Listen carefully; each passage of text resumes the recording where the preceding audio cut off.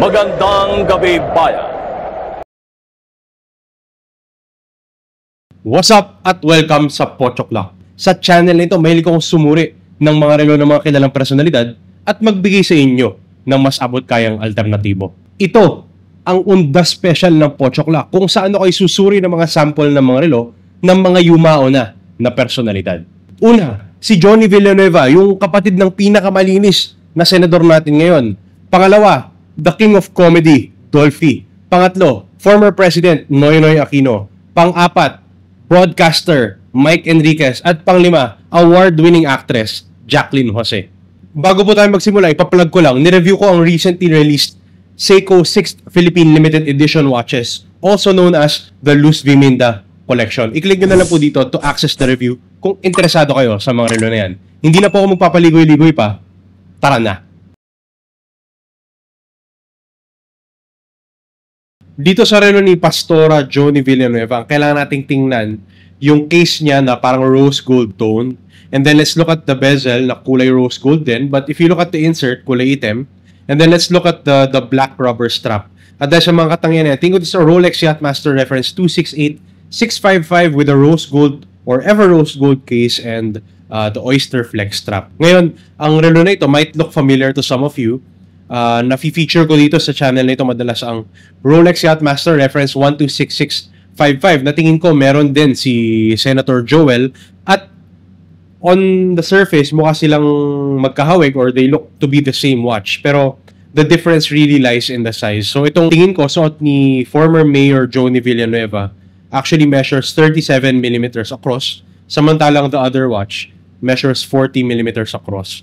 Ang retail price ng relo na ito as of today is 1,634,500 pesos. But on the secondary market, I see it sell for up to 37,500 Swiss francs. Yan ay nasa mga 2.8, 2.9 million pesos. So in thinking of the alternative, ang napili ko naman, kadalasan nire-recommend ko, the Seiko SRPD 76. Kaya ako ito yung napili dahil sa rose gold tone case, the black bezel insert, the black strap as well. And in terms of the concession, materials, number one on the case, which I think here uses stainless steel, but it's coated to achieve that rose gold look. And the materials of the strap as well, ito hybrid leather rubber shine. It doesn't feel as good as the Oyster Flex. The movement as well will not be at the same quality.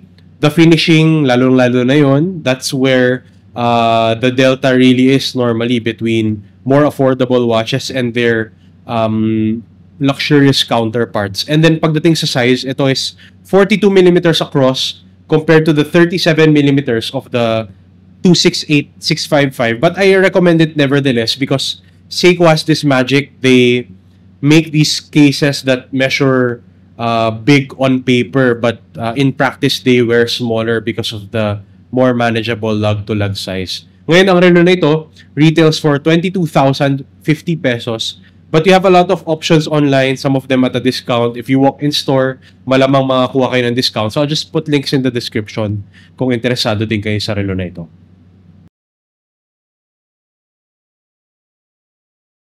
So dito sa relo ni Dolphy, sa research ko, parte kasi ng pag-research sa mga video nito, naghahanap ako ng mga litrato ni Dolphy kung saan siya ay nakarelo.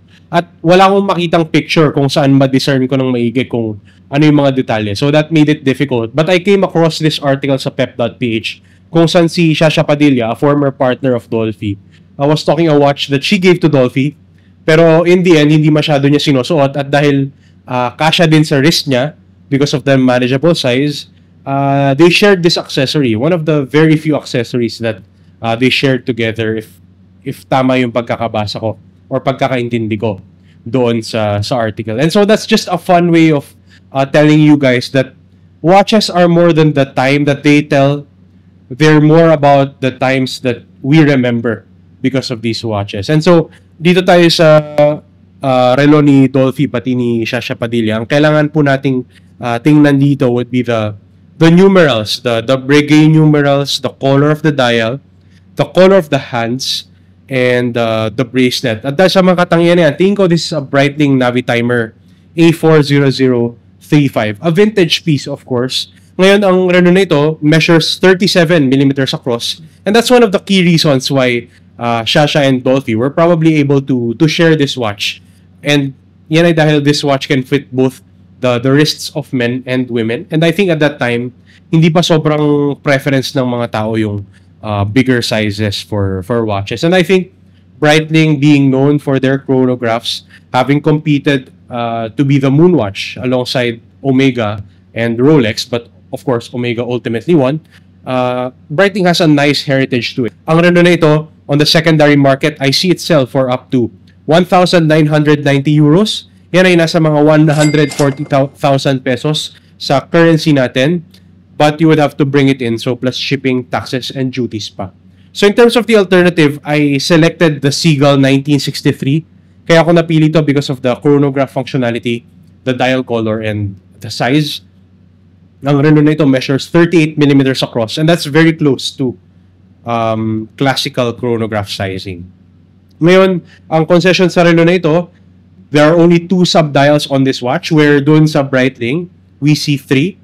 Doon sa bracelet, it comes on a NATO strap, if I'm not mistaken. You would have to buy the bracelet separately. And the movement, based on what I've read, is a disposable movement. So, kapag nasira yung movement nito, it's more reasonable to just buy another movement or buy another watch rather than have it replaced. So, kung medyo particular kayo about sa mga pagmamana or sa mga history ng mga relo, I think that might be a key thing to consider. Ngayon, ang relo na ito sells on Seagull's website for 24,000 pesos, and the bracelet, if you want that, you can buy it for 3,900 pesos. Ngayon, ang presyo na yan, syempre, plus shipping, taxes, and duties pa were relevant kasi you would have to bring it in.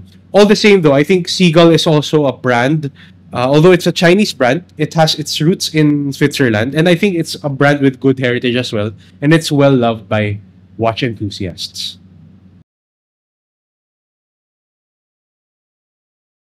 So, dito sa relo ni Pinoy, ang kailangan nating tingnan yung case niya, both the size na malaking malaki and the shape, which is parang unan siya dito. And then let's look at the crown na merong parang nagpo-protect dun sa crown.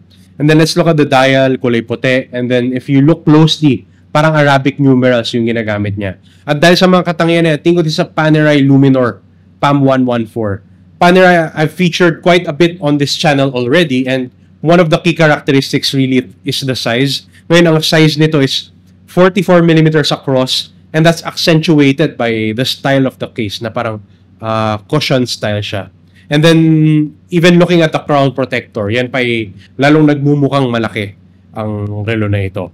Ngayon, this watch, I see it sell on the secondary market for up to $5,995 US dollars. Yan ay nasa mga 360,000 pesos pag kinonvert nyo sa currency natin. In terms of the alternative, I went with the Panzera Aquamarine. Ngayon, kaya ako napili ito because of the case shape and size, the dial color, the Arabic numerals. Siguro ang kailangan nyo lang isipin dito, mas malaki lang ito by 1 millimeter. Pero, in terms of the concession naman, wala itong crown protector. So, you might not feel that size difference all that much. Tapos, mapapansin nyo rin, in terms of the styling, mas aggressive ang datingan nito. And I think the quality of the movement might be better on the Panerai. Ngayon, ang SRP ng relo na ito, 40,900 pesos based sa website ng Panzera. But you would have to pay additional for taxes, duties, and shipping kasi nasa Australia sila. Because this brand, after all, is a brand that is based in Australia. Ngayon, ang relo na ito, if looks-wise, yun ang habol nyo, ma-achieve yan ng Panzera Aquamarine. And I think it's a good alternative. Mapapansin nyo, medyo unique din because of the pattern on the dial.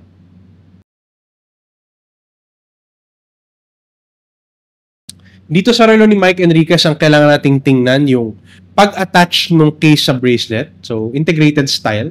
And then, let's look at the gold bezel na pag tiningnan nyo, merong tigalawang elevated portion sa 3 o'clock position saka sa 9 o'clock position. At dahil sa mga katangian na yan, tingko this is an Omega Constellation reference 1302.30. Ngayon ng Omega, they have these famous watches, the Seamasters and the Speedmasters. And ang Constellation collection nila, I think, is quite underrated and underappreciated because they do have some great watches in there. And I think that makes the Constellation a good way to access the brand without having to pay too much. Ngayon, ang relo na ito, which measures 35 millimeters, has an automatic movement.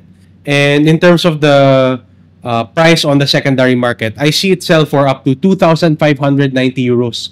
Sa Philippine pesos, yan ay nasa mga 182,000 pesos. So in terms of thinking of an alternative, ang napili ko ay ang Tissot PRX, one of the more influential releases of the past half decade or so.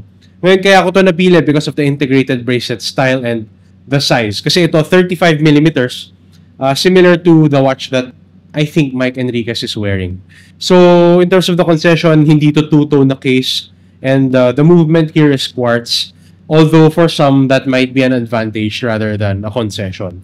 So, this watch retails for 26,300 pesos sa mga authorized dealers ng Tissot like Lucerne Lux. I'll put the link in the description kung interesado kayo. And I think, this is just a good alternative overall. There are rose gold tones on the handset. So, I think, and coming from the same house, practically, the Swatch group, this Tissot is also a great choice, especially for everyday use.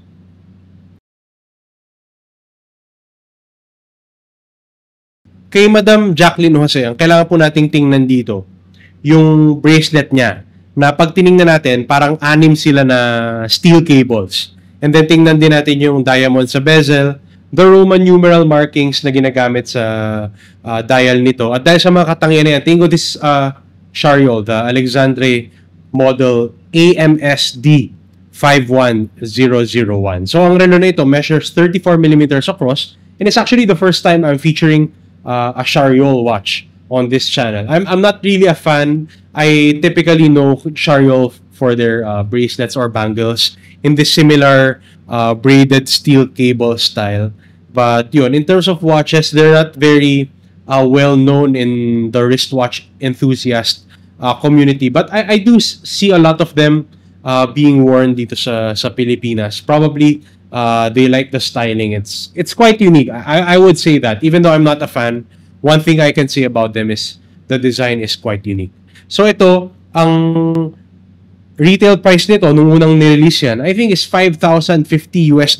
At pag kinonvert nyo sa pesos, yan ay nasa mga 300,000 pesos. Although, one caveat I'd like to make about this watch is it's quite rare. I don't see it sell on Chrono 24. I don't see it sell on the secondary market dito sa Pilipinas. So yung presyo na yan ay retail price, and I'm including that here just for reference. But if you're looking for that look, ang alternative na napili ko ay ang Timex Adorn. So kaya ako to napili because of the gems on the bezel and then the gap between the case and the bracelet as well. This one measures 32 millimeters across, and in terms of the concession, yung finishing syempre hindi same yan, and dito malamang hindi gumagamit ng diamond yan. Chariol might be using the real thing. I'm not quite sure, but the price indicates that it does. But dito, fancy gems ang ginagamit ng Timex. And this one, I think, is frequently on sale. Kasi kunwari ngayon, ang retail price nito is 7,995 pesos. But on the website of Timex, is on sale for 6,396 pesos. And you get a lot of that look. And look, kung idol nyo si Madam Jacqueline Jose, with her winning an award sa Cannes Film Festival, I think this is a great way to pay tribute to her legacy. Ayun! Nakita na tayo ng mga sample ng mga relo ng mga yumao ng personalidad. At sa lahat ng relo na tiningnan natin sa video nito, ang pinapaborito ko dyan, yung Rolex Yachtmaster Reference 286655 na tingin ko suot ng kapatid ng pinakamalinis na senador natin dito sa Pilipinas. Yan po ay dahil basically this is a smaller version of my Grail watch, the Rolex Yachtmaster Reference 126655. At doon naman po tayo sa alternatives. Ang pinaka-paborito ko naman dyan, yung Seiko SRPD 76. Because basically it's a great alternative to my Grail watch. Pero opinion ko lang po yan. Kung iba po ang inyong opinion, kung tingin nyo merong ibang relo na mas angkop bilang alternative, let me know in the comment section down below. Kung nagustuhan nyo ang video na ito, ang Undas Special ng Pocho Clock, please do hit the like button. At kung trip nyo yung mga ganitong klaseng content, watch reviews, pagsuri sa mga relo ng mga kilalang personalidad, please subscribe to the channel and hit the bell icon. Yun lang po. Maraming salamat sa oras ng panonood. Laters, yo!